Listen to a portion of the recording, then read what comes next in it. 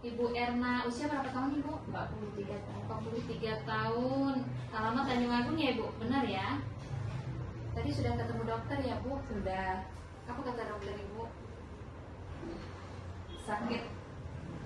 Sakitnya sakit apa kata dokter? Sakit perut. Sakit perut. Oh, sudah berapa hari Bu? 3 hari ini. Sudah 3 hari. Sebelumnya sudah minum obat atau belum? Minum obat warung lah. Oh, minum obat warung. Ini sebelumnya Ibu pernah minum obat herbal? Atau sekarang lagi konsumsi obat herbal? Ada. Oh, ada ya Bu ya.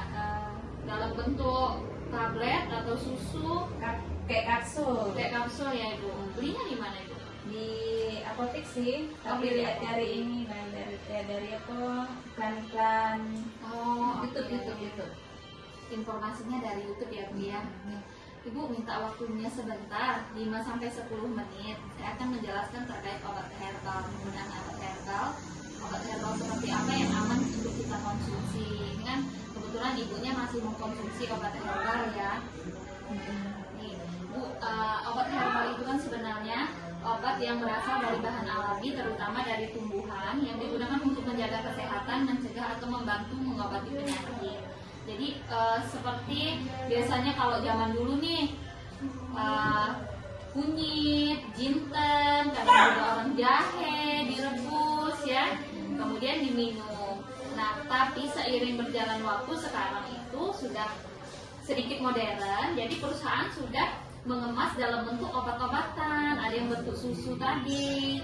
Nah, tetapi bagaimana kita harus mengkonsumsi obat herbal yang tepat itu, kita pastikan obat herbal itu memiliki izin edar dari BPOM atau mengandung berbahaya yang disuntikan oleh produsen itu sendiri. Jadi harus jelas di kemasannya apakah dia mempunyai izin BPOM. Kalau tidak ada, itu harus diwaspadai. Takutnya itu yang palsu atau yang ilegal tadi.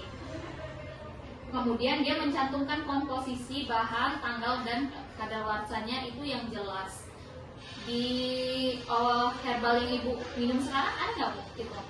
Ada nama PT-nya, ada Kurang perhatikan. Oh iya, jadi coba nanti pas pulang coba dilihat lagi Bu. Sekarang kan masih konsumsi, takutnya itu yang ilegal. Walaupun misalnya Ibu belinya misalnya di apotek, atau kalau di apotek sih kemungkinan besar itu sudah legal ya Bu ya, karena dia sudah disaring kalau masuk di sana ya, pasti sudah dicek dulu apakah ini sudah legal atau belum, seperti itu. Tapi kalau yang beli secara daring itu, atau yang kayak online itu, dia misalnya beli di Shopee atau di TikTok, itu khawatir itu yang ilegal. Kemudian dia memiliki klaim yang cukup lebay atau berlebihan. Misalnya nih, diklaim bisa menyembuhkan berbagai penyakit secara cepat, seperti itu. Ini banyak sekali iklan-iklan misalnya kan, kalau di TikTok, di Shopee itu, ini minum susu ini akan menyembuhkan penyakit dalam waktu 1 bulan atau 1 minggu, berbagai macam penyakit. Nah, itu harus kita waspadai. Nah, kenapa kita harus selektif dalam memilih obat-obat herbal yang untuk dikonsumsi itu? Karena dia memiliki efek samping jika dikonsumsi secara terus-menerus atau jangka panjang. Apa sih efek sampingnya? Itu kerusakan hati atau ginjal akibat racun dari bahan kimia yang tersembunyi. Jadi kalau kita konsumsi secara terus-menerus, dia Ibu, kalau kita mengkonsumsi yang ilegal tadi, dia akan mengganggu fungsi tubuh kita, yaitu hati dan ginjal, akibat ya racun dari bahan kimia yang disembunyikan oleh produsen itu. Kemudian gangguan pencernaan, mual atau alergi berat. Nah, biasanya orang-orang yang mengkonsumsi obat herbal yang ilegal, dia akan keluar efek samping, yaitu alergi, mual, mungkin dia gangguan di pencernaan. Biasanya kita kan kalau orang awam nih, kita kira ini emah biasa asam lambung. Ternyata itu efek samping dari obat yang kita konsumsi, seperti itu. Kemudian dia interaksinya berbahaya jika dikonsumsi bersamaan dengan obat dari dokter. Misal nih, Ibu berobat ke puskesmas dengan keluhan yang tadi, sakit perut, lemas, mual, dapat obat nih dari dokter, kemudian Ibu konsumsinya secara bersamaan. Nah, itu akan berbahaya karena akan menurunkan fungsi obat yang dari dokter tadi, seperti itu.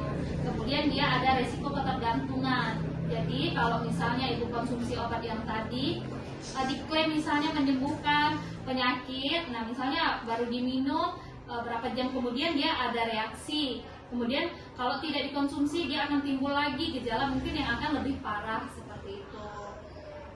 Jadi bagaimana kita harus menentukan yang obat herbal yang aman tadi ya, tadi Bu, kita harus sudah benar tadi kalau beli di apotek, tetapi Ibu cek lagi tuh ada nggak nomor BPOM-nya, kemudian ada nggak tanggal kadaluarsanya yang jelas, kemudian komposisinya apa saja.